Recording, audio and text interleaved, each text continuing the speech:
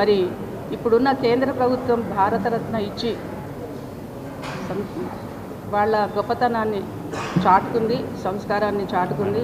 మనం అందరం కూడా పివి గారిని మనస్ఫూర్తిగా తీసుకుని ఒక చదువు వల్ల ఏం సాధించవచ్చు, ఒక మేధా సంపత్తి దేశానికి ఎంత అవసరం అనేది దానికి వ్యక్తిత్వానికి నిదర్శనం పివి గారు. మనం అందరం ఆయన అడుగుజాడల్లో నడుద్దాం. మీరందరూ కూడా ఈ దేశ భవిష్యత్తును, ఎస్పెషల్లీ చాలామంది ఇక్కడ యువత ఉన్నారు, మీరందరూ కూడాను పివి గారిని చదవండి. అంటే ఒక సామాన్య వ్యక్తి ఎక్కడి దాకా పోవచ్చు అనేది. అతిపెద్ద డెమోక్రసీ మన దేశం, భారతదేశం.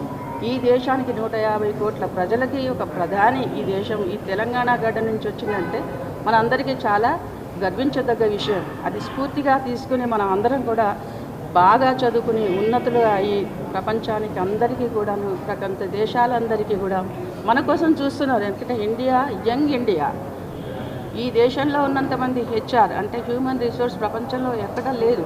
మరి ఆ రిసోర్స్ మరి వృధా పోకుండా మనం అందరం కూడా ఆదర్శంగా తీసుకుని మరి భవిష్యత్తును, దేశాన్ని తీర్చిదిద్దుతారని అందరూ భావిస్తూ ఇవాళ మనం మరొకసారి పివి గారిని స్మరించుకుందాం, నివాళులు అర్పిద్దాం. నమస్కారం అందరికీ.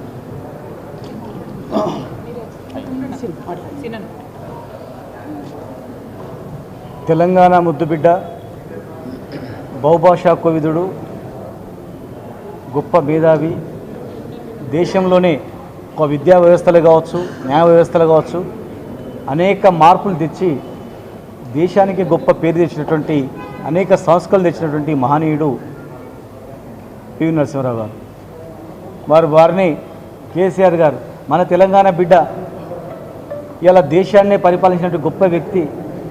ఇలా జవహర్ నవోదయాలు కావచ్చు, సర్వేల్ స్కూల్స్ కావచ్చు, అనేక రంగాల్లో మరి భారతదేశంలో మార్పు తేవడానికి గొప్ప కారకుడైనటువంటి ఈ మహనీయుని మనం ప్రపంచ స్థాయిలో కూడా గుర్తింపేటట్టు చేయాలని చెప్పి, దేశం మొత్తం గర్వపడేటట్టు చేయాలని చెప్పి, వారు పుట్టిన స్థలంలో కూడా టూరిజం ఆధ్వర్యంలో ఒక మ్యూజియం ఏర్పాటు చేయాలని చెప్పి, ఆ ప్రాంతాన్ని అత్యంత అద్భుతంగా చరిత్రలో నిలిచిపెట్ట చేయాలని చెప్పి కూడా మరి కోట్లాది రూపాయలు వెచ్చించి అక్కడ కూడా చేయడం జరిగింది.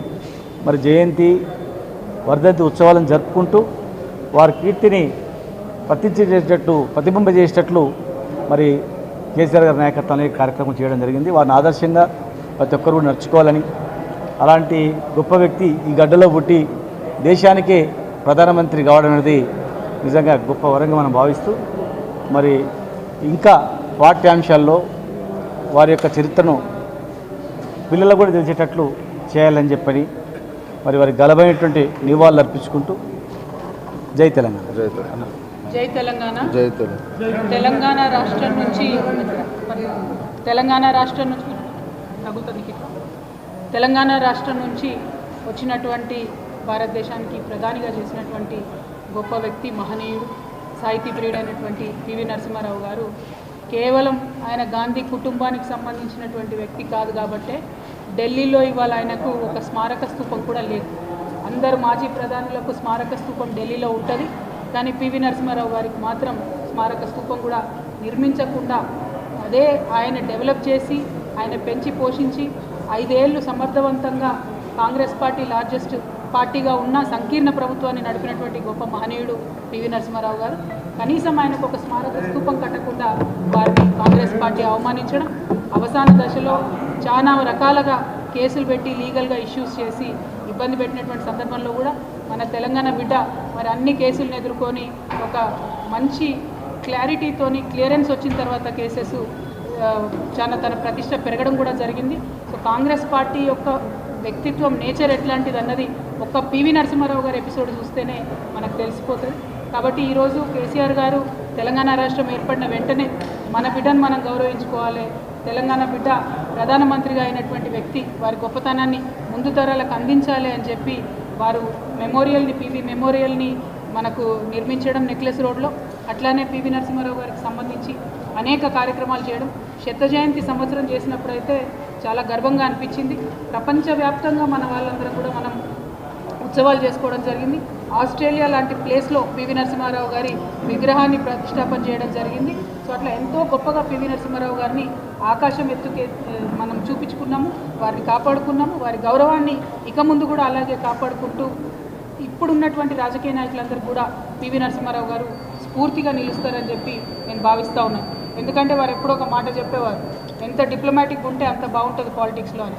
కానీ ఇవాళ ఉన్నటువంటి సందర్భంలో పాలిటిక్స్ ఇక్కడ ప్రత్యేకించి కాంగ్రెస్ పార్టీకి సంబంధించిన వారిని చూస్తూ ఉంటే మరి పివి నరసింహారావు గారి దగ్గర నుంచి ఏమి కూడా వారు నేర్చుకున్నట్టుగా బాధగా అనిపిస్తూ ఉన్నది. మరి మనం తెలంగాణ సమాజం అందరం కూడా ఒక సభ్యతతో కూడినటువంటి మంచి రాజకీయాలు ఎలా చేయాలనేటటువంటి అంశాన్ని పివి నరసింహారావు గారి దగ్గర తీసుకొని స్ఫూర్తి పొందాలని, వారు చక్కగా ఉండాలి, వారి ఆత్మశాంతి చేకూరాలని చెప్పి మనస్ఫూర్తి కోరుతాం. Thank you. జై